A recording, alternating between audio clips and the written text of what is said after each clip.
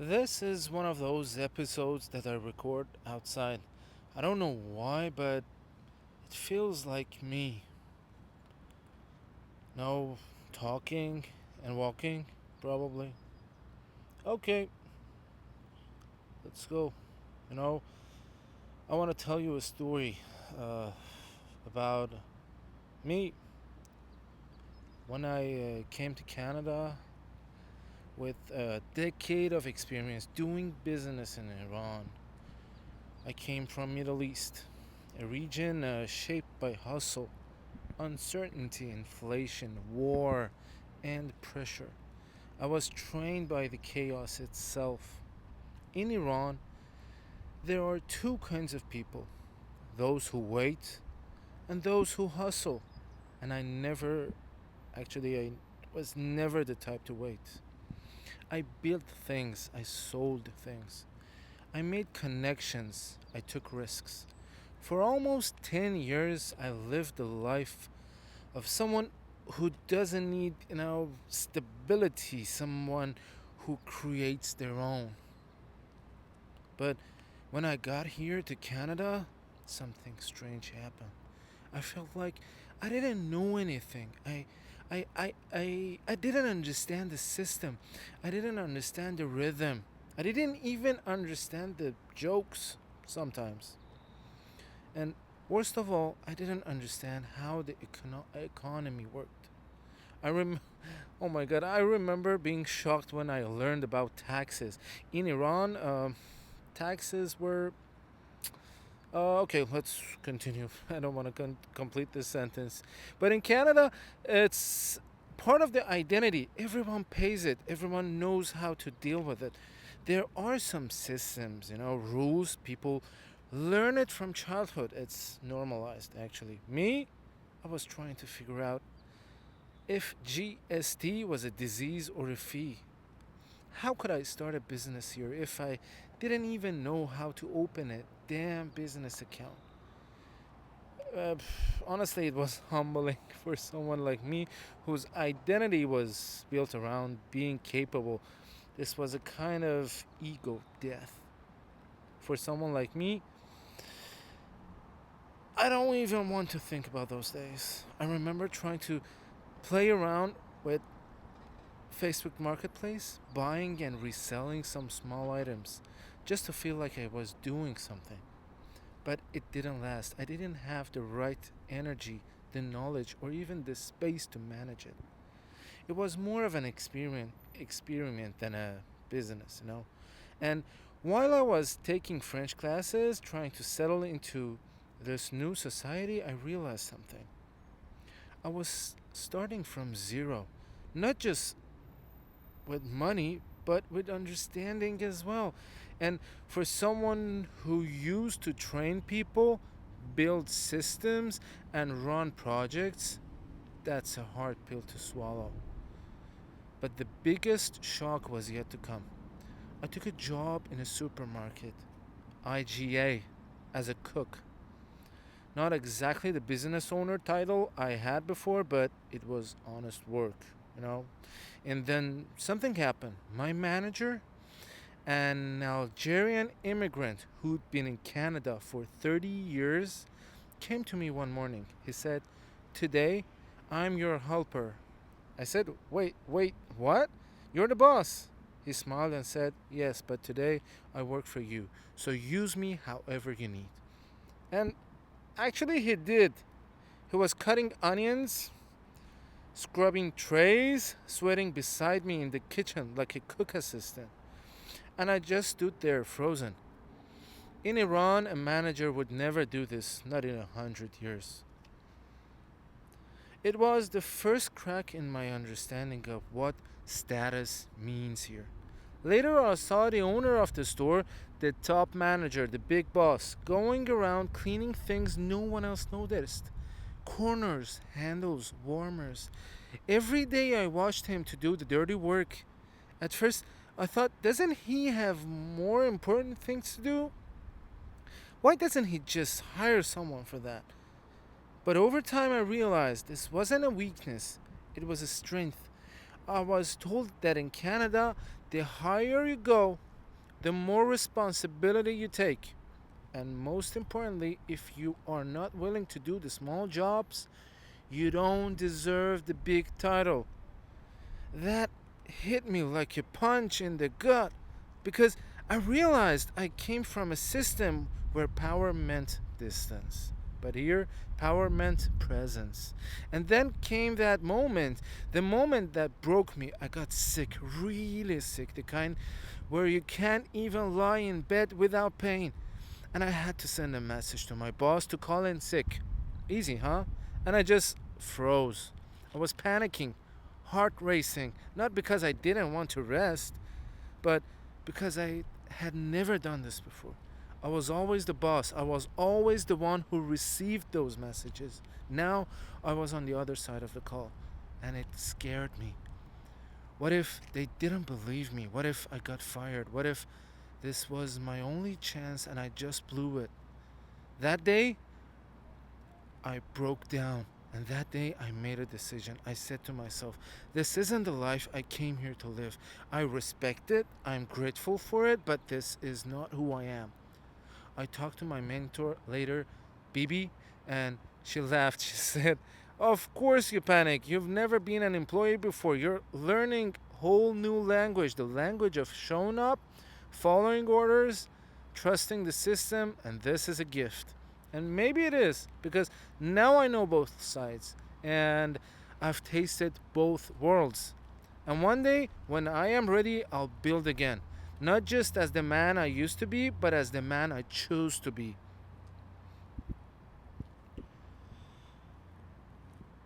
I didn't move to Canada to be reborn. But sometimes life doesn't ask you, it just gives you a new skin to grow into. Back in Iran, I wasn't just another young guy trying things out. I was building, I was connecting and making things happen. 10 years of business, 10 years of hustle. It wasn't theory, it was life. I lived it. And back home, success had a very specific flavor. Build, connect, hustle. Think 3 steps ahead and always find a way. Because where I come from, if you didn't move, you didn't eat. If you didn't create something, you didn't survive. If you weren't solving 5 problems before noon, you weren't doing enough. And I loved it actually. I remember a project in my early 20s, I was the lead. We had tight deadlines, massive deliverables, and doing one insane stretch. I slept maybe 4 hours over an entire week.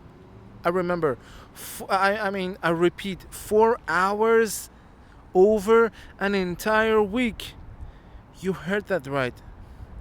4 hours, for the third time I'm saying this, 4 hours in 7 days. And I wasn't exhausted at all. I was alive. I wasn't just working, I was on fire. Every phone call, every message, every late night brainstorm, it felt like I was creating something out of dust. And even now, years later, I can still feel the adrenaline from that week. That was my version of success. It wasn't about money, about status, it was about impact. It was about legacy. It was about doing something that left a fingerprint on the world, even if it was a small one. But when I arrived in Canada, everything slowed down. Not in a bad way, but in a completely unfamiliar way. It was like I had walked into a different game and no one told me the rules had changed. I remember the first time someone said to me directly, my cousin who moved to Australia told me years before, listen, you don't have to be an entrepreneur to living a meaningful life here. And I laughed because from my world that sentence made zero sense. How could you live fully if you weren't building something of your own? How could you feel pride, deep pride, if you didn't fight to create something from scratch? But then I started to see what he meant. People here weren't working 13 hours a day to survive. They weren't staying up until 3 a.m. to build side projects just to stay float. And 9 to 5 could give you everything you need: a stable income, time for family, hobbies, vacations, and guess what? Peace. And I'll be honest, that idea shook me. Not because it was bad, not because it was new. Back in Iran, success was tied to struggle. You had to fight for every step.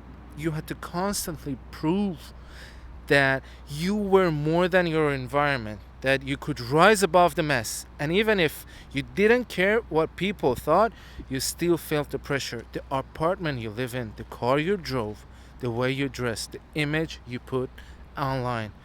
We have a saying in Persian about it. It's I forgot it actually. It's cheshmo ham cheshmi. It's so deep in the culture. It's like air. You don't even realize you're breathing it. If you want to memorize it, I'm saying it slowly. Cheshmo ham cheshmi. Repeat one more time. Cheshmo ham cheshmi. You got it? Now, personally, I didn't care about those things, but I saw how many of my friends, smart, talented, good people, destroyed their finances trying to look successful.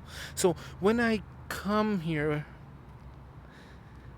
came here and that pressure disappeared, it was like suddenly walking without weight. But with that freedom came something else: silence. No one here knew who I was. No one here cared what I had built. And that silence was loud. It left me asking, if I'm not doing what I used to do, who am I now? And then something happened that changed my entire view of what's possible here. I met a woman, an immigrant. Like me, she had arrived in Canada years before me. Her first job, Walmart. Minimum wage, shelf stocking, the bottom. She had one superpower. She understood people. She knew how to connect. She knew how to build trust and relationships. Not in a loud way, but in a smart, consistent, and strategic way. She climbed step by step, moved from retail to administration, from assistant to manager. And by the time she got her citizenship, just 5 or 6 years after arriving, she had become a sectoral manager in provincial government. But she didn't stop there. She used her Canadian experience, combined it with her Middle Eastern network. She became a consultant for international brands in Dubai. Just take that in for a second. From Walmart to provincial government to cross border consulting for global brands. And she did it by saying yes to the system before trying to change it. She became a student of the rules and then she played her own game. That moment rewired my brain totally because suddenly I realized entrepreneurship isn't always about starting a business. Sometimes it's about building a life brick by brick with the tools in your hand right now. Sometimes you don't build a startup, you build yourself as a brand, as a mindset, as a path that wasn't there before. And Canada gives you that room if you are patient enough to grow into. If you're listening to this right now and immigration is already living in your head, let me tell you something real. That thought is not random. It is a seed, a message from your deeper self saying, this pot is too small for you. You need more space. Because just like plants, humans don't grow if they are cramped. If the roots hit the walls of the pot, they don't keep thriving. They start to shrink inwards. They collapse. They rot. So if your environment, your country, your career, your relationships feels too tight, it's time. You may not have the perfect plan. You may not know the language. You may have doubts, but you will never get the next chapter of your story if you don't close this one. Immigration doesn't solve everything, but it gives you room. And in that room, you get to ask, what kind of life do I want to build? And what kind of person do I want to become? That's your choice now. And it starts when you say yes.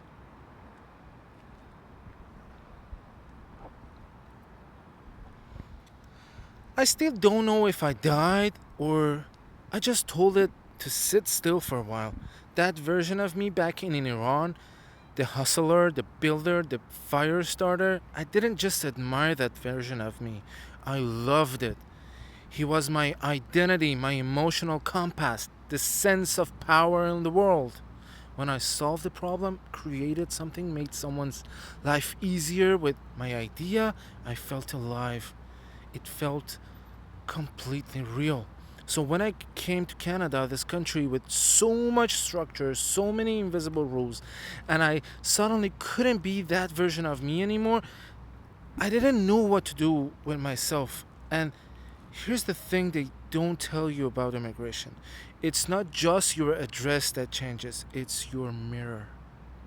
You look at yourself and you don't recognize the reflection. You ask, who am I when I'm not the builder anymore? Who am I when I'm not needed? Who am I when my skills don't count yet? And even though no one says it out loud, you begin to feel something you never expected: shame. The same hands that used to sign contracts, negotiate deals, launched products are now flipping burgers, cleaning counters, and unloading boxes. And even if you tell yourself this is temporary, there is a little voice in your head whispering, they'll see you and they'll know you've fallen. I remember working as a cook in IGA. It was public, people came in and out. And since I had a presence on Instagram and lived in a small city, I knew someone from Persian community could recognize me any day. And first time it happened, my heart dropped. They didn't say anything rude. They didn't judge me, but I did. I judged myself because deep down I thought, is this what I've become? Have I failed? Am I lying to people online without even meaning to? And that's when I hit a turning point. It's important. Here is something powerful I learned, and I want to give this to you. If you're listening and starting over, shame cannot survive where there is honesty.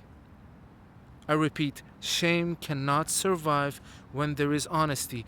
What helped me keep going, what helped me keep my head up, was reminding myself of two simple truths. First, on my Instagram account, I don't lie, I don't fake luxury, I show my real self. Every person walking through that door, this is number two, whether a customer or an immigrant like me, knows that starting over requires sacrifice. And those sacrifices, they're not a sign of failure. They are evidence of your courage. You see, in psychology, there is this thing called identity grief. It's what happens when you lose not a person, but a version of yourself. The version you worked so hard to build, the one you were proud of. Immigrants don't just carry luggage, we carry graves of our past selves. But here's the most beautiful part. When you bury an old version of yourself with honor, you make space to plant something new. Not something less, something different, something that grows with roots in two worlds. Right now, I'm not building businesses, I'm building understanding. Understanding of the new system, understanding of what real leadership looks like in this culture, understanding of how employees think, feel, and move. I'm not losing myself, I'm adding layers. Because one day, and that day will come, when I launch something again, I'll do it not just with passion, but with wisdom. Not just with fire, but with foundation. So to you who are starting over, I feel you are ashamed that you have taken a job beneath your old status. Pause, breathe, and remember, this is not the death of your ambition. It is a training ground for your next level. Don't fear the pause. Use it, my friend. Because when you rise again, and you won't be who you were before. You will be more. I was lost, not in a dramatic way, not in the kind of way you write songs about. I was just honestly lost. Between conversations, between ideas, between opportunities that sounded exciting but didn't feel right. Some colleagues offered to start a small business with me. Others, probably because of my social media presence, pitched me to join sales teams for construction franchises or real estate projects. Some even offered a kind of partnership. And the thing is, I didn't say no because I didn't appreciate them. I say no because I didn't recognize myself in those offers. It was like trying on clothes that didn't fit, not because the clothes were bad, but because I didn't even know what size I was anymore. I was here, I was new here, and every cell in my body was telling me, "You don't know this place yet. Don't rush, learn first." But still, the pressure was there, the internal guilt, the whispers of "you should be doing more." And then Bibi, my mentor, said something that grounded me. She looked me in the eye and said, "It's completely normal to feel lost. It would be weird if you told me you know what you want to do right now." And just like that, the air in the room changed. That one sentence gave me permission to breathe, to stop pretending I had to figure out, to stop to accept the pause, not as failure, not as something bad, but as part of the path. I decided to take a break, but not from living, from pressuring myself to figure out everything out right now. I made a decision to live the life here, to walk, listen, observe, to learn the laws, the system, the people, the culture of work and ambition in this new land. Because how could I build something meaningful in Canada if I didn't yet know what soil I was planting my seed into? So I pressed pause, not on ambition, but on expectation, and I started learning. Now, I want to talk about something I've never thought I'd admit. In the world I came from, if you had a 9 to 5 job, people don't see you as stable, they saw you as stuck. Where I grew up, Iran, a regular job meant giving up on your dreams. It meant surrendering to a system that gave you nothing back. No hope, no growth, no future. Maybe years ago, that wasn't true. Maybe there was a time when people had secure, well-paying jobs like at Iran Air or oil industry or the banks. They had real benefits, villas to vacation in, grocery coupons, a life you could build something on. But that was a long time ago.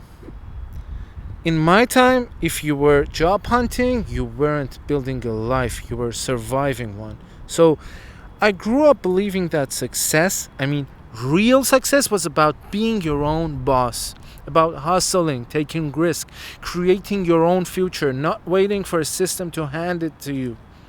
That's why I become entrepreneur.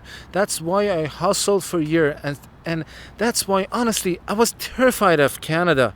Because what if this new world forced me into the exact thing I spent my life avoiding? But then something strange happened. I came here to Canada and started watching people. People were working 9 to 5 jobs. People showing up to work and still smiling, still laughing, still going to the gym, talking, taking vacations, hugging their kids, most important thing. And the first thing I noticed, they were happy. Not pretending to be, not faking it, actually happy. Like singing on the streets kind of happy.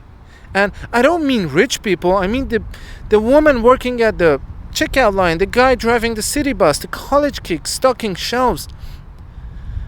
There was something in their energy, something free, not financially rich maybe, but emotionally rich. At first, I didn't understand it at all, but then I realized it's not that people here don't have problems. It's that their systems gives them hope, the chance to build something, to work, earn, rest, live, to be with their family and still have time for themselves, to plan a vacation, to walk their dog, to save, to dream. And slowly, without even realizing it, I stopped judging. The same 9 to 5 life I once thought was the end of the road started to look like a path. Maybe not for everyone, maybe not forever, but definitely something to respect.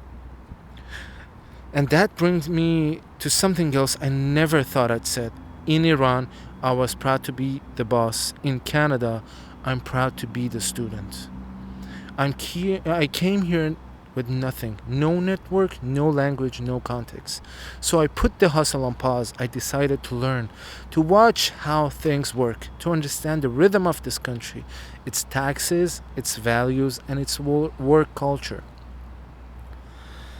I told myself you can't win the game if you don't know the rules, and maybe, just maybe, doing the dirty work now is how I'll build something bigger later. Now listen, this doesn't mean I've given up on being an entrepreneur. That part of me is still here, but I've tamed it for now. So I can study the system from inside, because here's the truth. You cannot build bridges in a new land if you never walk its road. So I'm walking, learning, and when the time comes, I'll build again. Before we wrap this part, let me say one more thing. A lot of people talk about starting over like it's something soft, something sad, but I think we need to reclaim that phrase. Because starting over doesn't mean starting from zero. It means starting with everything you've been through, the joy, the trauma, the lessons, the heartbreak, and choosing to move forward anyway. I lost a lot when I left Iran, but I didn't lose myself. And even if I'm rebuilding from the ground up, I'm not starting empty handed. So if you're listening to this right now and you feel like you are back at square one, just remember, you are not broken, you are rebuilding, and that is something to be proud of. If you made it this far into this episode, I just want to say simple but true. Thank you. Not for supporting me, not for boosting a podcast, not for supporting yourself. Did I really say not for supporting yourself? But for supporting yourself. For being the kind of a person who's still curious, still open, still willing to listen.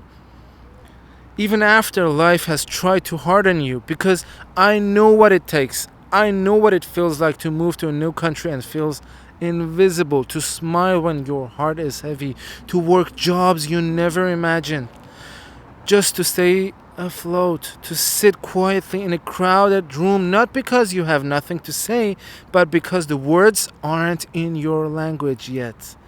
You're not just learning to survive, you're learning to live again in a new culture, a new system, a new self. And that deserves recognition. That deserves honor. Sometimes when you start over, it feels you've lost everything, but that's only half the story. Because you're not just losing, you're gaining clarity, grit, self-respect. And one day, not today, not tomorrow, but one day, you'll wake up and realize you just didn't realize you didn't just immigrate to another country. You migrate into a stronger version of yourself, and you did it. So here's the fruit at the end of this episode. The quiet truth that no one tells you, but you need to hear. You're not behind. You're just rebuilding. And every brick you lay, even the small, invisible ones, is part of your new foundation. And when it does, it won't look like your old life. It'll look better. I promise you. Because this time you built it with intention, with effort, with heart, and you didn't fake it, you felt it. If this episode made you pause, reflect, cry, or just breathe a little deeper, I hope you'll come back. Not just to listen to more stories, but to feel less alone in your own. Because this podcast isn't just about content, it's about a space, a soft corner of internet where honesty lives, where starting over isn't shameful, it's sacred. So thank you for sharing this space with me. I'll see you in the next one. And until then, be kind to your roots and even kinder to your new growth. This is Ba Arshia.